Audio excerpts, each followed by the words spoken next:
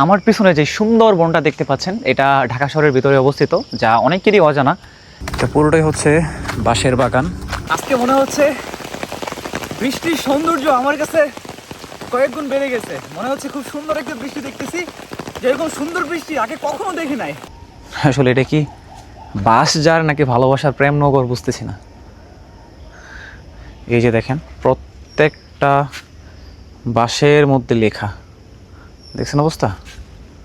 এই যে দেখেন, মানে কি একটা অবস্থা।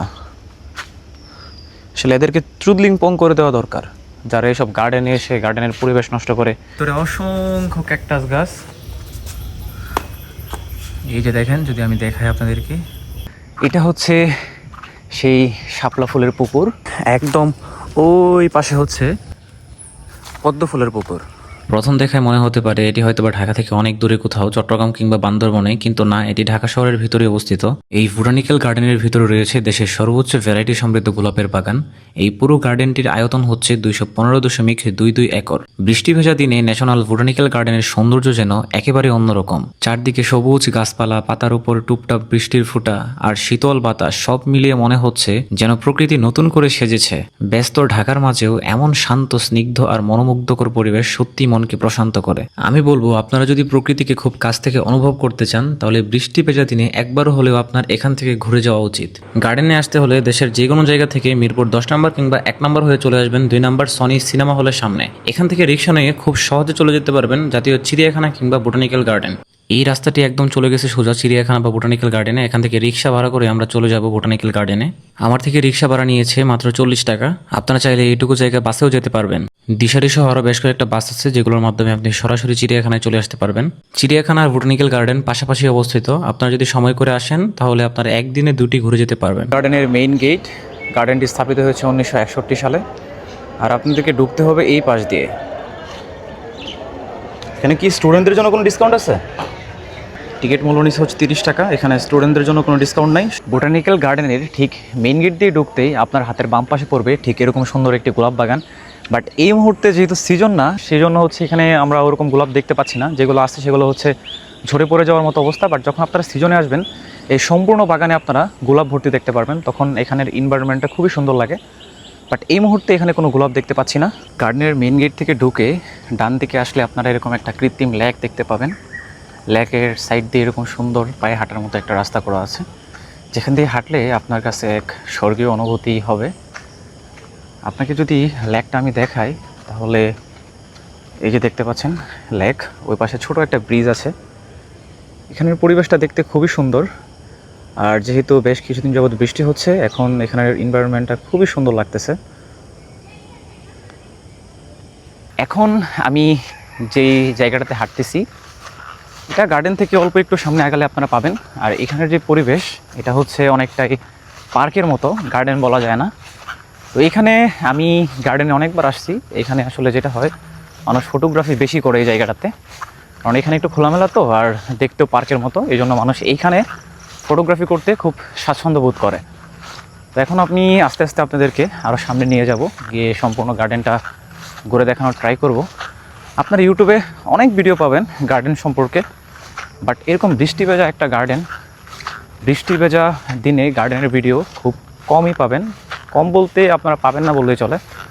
বাট আস্তে আস্তে ভিতরে যাব, গিয়ে আপনাদেরকে সম্পূর্ণ গার্ডেনটা ঘুরে দেখাবো। সেই পর্যন্ত সাথেই থাকুন। এই পাশটাতে হচ্ছে গজারি বন, একদম এই দিকে চলে গেছে। আর এই পাশে যেই সাইনবোর্ডটা দেখতে পাচ্ছি, পিছনের ক্যামেরা দিয়ে আপনাদেরকে দেখাই, যেখানে খুব সুন্দর করে লেখা আছে, অশ্লীল ও আপত্তিকর অবস্থায় বসা দণ্ডনীয় অপরাধ। অপরাধ সত্ত্বেও এই জায়গাটাতে এই আপত্তিকর অবস্থাগুলো কমতেছে না। বাট কীভাবে কমবে আমি জানি না, সেই জন্য অবশ্যই প্রশাসনের দৃষ্টি আকর্ষণ করছি। এখানে আসলে আপনারা এরকম সুন্দর সুন্দর কাঠবিলারি দেখতে পারবেন, যেটা আসলে ঢাকা শহরে দেখাটা খুবই বিরল। 1961 সালে প্রতিষ্ঠিত এই উদ্ভিদ উদ্যানটি শুধু ঘুরে বেড়ানোর জায়গা নয়, এটি দেশের অন্যতম গুরুত্বপূর্ণ উদ্ভিদ সংরক্ষণ ও গবেষণা কেন্দ্র। এখানে হাজার হাজার দেশি বিদেশি গাছপালা, ঔষধি উদ্ভিদ, বিরল প্রজাতির বৃক্ষ, গোলাপ বাগান, বাঁশবাগান, অর্কিড হাউস, ক্যাকটাস হাউস, শাপলা ও অ্যামাজন লিলির কৃত্রিম লেক রয়েছে। আমি এখন যেখানে দাঁড়িয়ে কথা বলতেছি, অনেকে দেখলে মনে করবেন যে আমি মনে হয় ঢাকা থেকে অনেক দূরে কোথাও চলে এসেছি। বাট না, আমি সম্পূর্ণ এখন ঢাকার ভিতরে আছি। আমার পিছনে যে সুন্দর বনটা দেখতে পাচ্ছেন এটা ঢাকা শহরের ভিতরে অবস্থিত, যা অনেকেরই অজানা। আর এখানে আসতে হলে আপনাকে বাংলাদেশের যে কোনো জায়গা থেকে মিরপুর 1 নম্বর কিংবা 10 নম্বর হয়ে চলে আসতে হবে আপনাকে বোটানিক্যাল গার্ডেনে। আর এটি অবস্থিত ঠিক বাংলাদেশ জাতীয় চিড়িয়াখানার পাশে অবস্থিত। আপনি যদি ঢাকা শহরের যানজটের মধ্যে বসে থাকতে থাকতে বোরিং ফিল করেন, সেক্ষেত্রে আপনি একদিনের প্ল্যান করে চলে আসতে পারেন এই বোটানিক্যাল গার্ডেনে। আপনার অসাধারণ একটি দিন কাটবে, সেটা আমি বলতে পারি। এখন আপনাদেরকে ভিতরে যাব, কি আরও অনেক জায়গা আছে সেগুলো এক এক করে দেখানোর চেষ্টা করব। এটাই হচ্ছে এই পাশ দিয়ে গার্ডেনের লাস্ট সীমানা, আর এটার পাশে হচ্ছে রূপনগর সরকারি মডেল স্কুল অ্যান্ড কলেজ। ওটাতে আমি পড়াশোনা করেছি, অ্যান্ড যখন কলেজে পড়তাম তখন ঠিক এই গেট দিয়ে আমরা ঢুকতাম। আর আমাদের সাথে কিছু বন্ধু-বান্ধব ছিল, তারা টিকিট ছাড়াই ওয়ালের নিচ দিয়ে ঢুকে পড়তো। তো এইদিকে যেহেতু শেষ, এখন আর এইদিকে যাব না, আমরা সোজা চলে গিয়ে ডান দিকে যা আছে ওগুলো আপনাদেরকে দেখাবো। ওখানে একটা পদ্ম পুকুর আছে অ্যান্ড শাপলা পুকুর আছে। এই রাস্তাটা চলে গেছে শাপলা পুকুরে, এই দিক দিয়ে একটু আগালেই হচ্ছে শাপলা পুকুর। শাপলা পুকুরে যাওয়ার পথটি অত্যন্ত মনোমুগ্ধকরভাবে সাজানো হয়েছে। এটা হচ্ছে সেই শাপলা ফুলের পুকুর, আর ওই পাশটাতে হচ্ছে এই পুকুরের ঘাট। আপনারা চাইলে ওই ঘাট দিয়ে নিচে নেমে শাপলা পুকুরের বাগানের পাশে বসে আপনারা কিছুক্ষণ সময় স্পেন্ড করতে পারবেন, যেটা আপনাদের কাছে আমি মনে করি খুব ভালো লাগবে।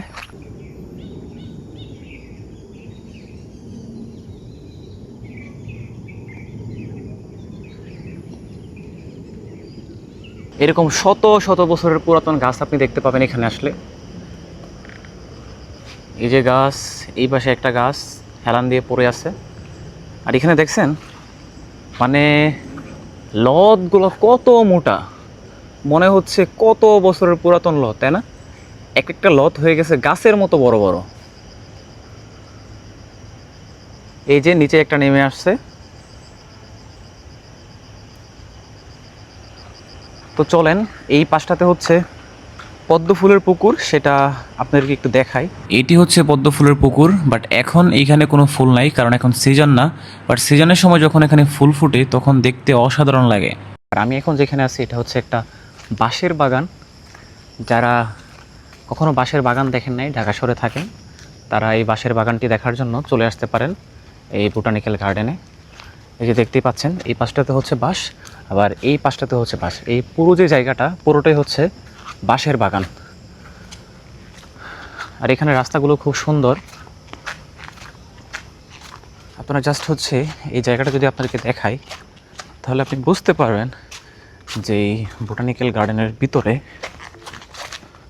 কতটা অপকর্ম বা অবাধ মেলামেশা হচ্ছে। এই যে দেখেন বাঁশের গায়ের মধ্যে কি লিখে রাখছে এগুলো।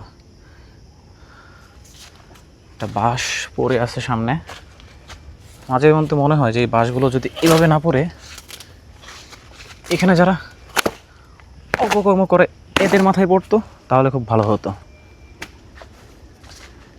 এই যে দেখেন অবস্থা, যারা এখানে ভালোবাসা করতে আসছে তারা এখানে লিখে রাখছে এগুলো। প্রত্যেকটা বাঁশের গায়ে খোদাই করে লিখে রাখছে। এই যে দেখেন অবস্থা, আসলে এটা কি বাঁশ যার নাকি ভালোবাসার প্রেম নগর বুঝতেছি না। এই যে দেখেন প্রত্যেকটা বাঁশের মধ্যে লেখা, দেখছেন অবস্থা? এই যে দেখেন মানে কি একটা অবস্থা। আসলে এদেরকে ত্রুদলিং পং করে দেওয়া দরকার, যারা এইসব গার্ডেনে এসে গার্ডেনের পরিবেশ নষ্ট করে। বিশেষ করে এখানে যে প্রশাসন আছে এদেরকে সবার আগে ত্রুদলিং পং করা উচিত, কারণ এদের জন্যই, এদের অবহেলার জন্যই আজকে এই গার্ডেনের মধ্যে হচ্ছে ফ্রেন্ডস অ্যান্ড ফ্যামিলি নিয়ে ঘুরতে আসা যায় না। এটা পুরোটাই হচ্ছে বাঁশের বাগান, যেটি দেখতে আজকে খুবই সুন্দর লাগতেছে। যেহেতু বৃষ্টি পড়েছে, তো বৃষ্টির কারণে সমস্ত ধুলা ধুয়ে বাঁশগুলো একদম চকচক করতেছে। এই জন্য মূলত বাঁশটা দেখতে আজকে খুবই সুন্দর লাগতেছে। যে এই পাশটাতে হচ্ছে বাঁশের জার, আবার এই পাশটাতে হচ্ছে বাঁশের জার, আর সোজা হচ্ছে শাপলা ফুলের পুকুর।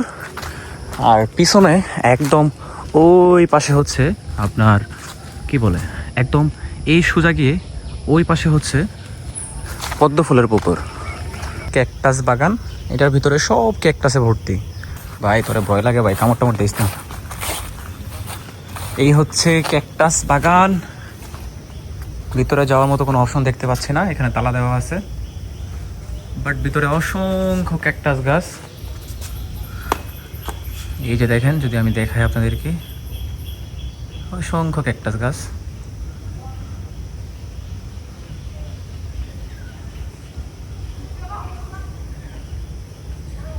এই যে ক্যাকটাস।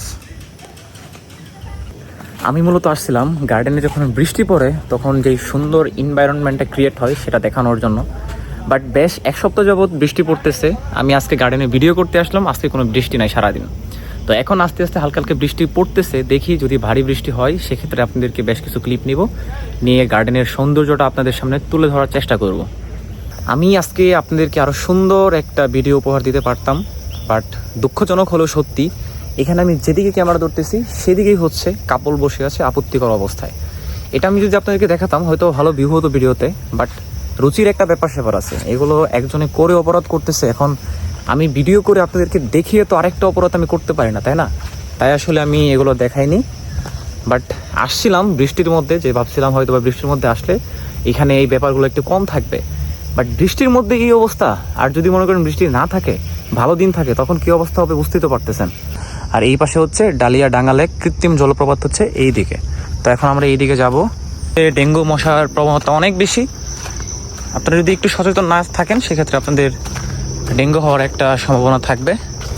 এই যে দেখেন, এই কাঠের যেই ব্রিজ, এটা খুবই সুন্দর, খুবই অসাধারণ লাগতেছে আমার কাছে। চলেন এই দিকে যাই, এই দিকটা থেকে আপনাদেরকে দেখাই। আর এই পাশে ওই যে যেটা দেখতে পাচ্ছেন, এখানে হচ্ছে আগে বসা যেত, বাট এখান থেকে হচ্ছে কিছু ছেলে পেলে নিচে সাঁতার কাটতে নামছিল, তো ওখান থেকে হচ্ছে একজন মারা গিয়েছিল। এয়ারপোর্ট থেকে এটা এখন বন্ধ আছে, রেস্ট্রিক্টেড করা আছে। আর এইটা হচ্ছে কৃত্রিম জলপ্রপাত। যখন অনেক বৃষ্টি হয় তখন এই দিক থেকে পানি পড়ে এই হচ্ছে এই লেকটাতে চলে আসে। একটু একটু বৃষ্টি পড়তেছে, আই হোপ বৃষ্টি পড়া একটু বাড়বে। যদি বৃষ্টি পড়া বাড়ে সেক্ষেত্রে আপনাদেরকে কিছু শর্টস নিয়ে দেখাবো। বৃষ্টি পড়লে এই যে লেকগুলো আছে এগুলো খুবই সুন্দর লাগে, অসাধারণ একটা এনভায়রনমেন্ট ক্রিয়েট হয়, যেটা দেখতে সত্যি অসাধারণ লাগে। বাট বৃষ্টি পড়তেছে না, আমি স্টিল নাও এখন ওয়েট করতেছি বৃষ্টির জন্য, দেখি কি হয়।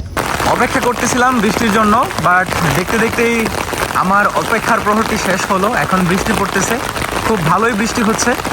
লেকের উপর যখন বৃষ্টির ফোঁটাগুলো পড়তেছে তখন দেখতে এত সুন্দর লাগতেছে, যা সত্যি এক্সপ্লেন করার মতো না।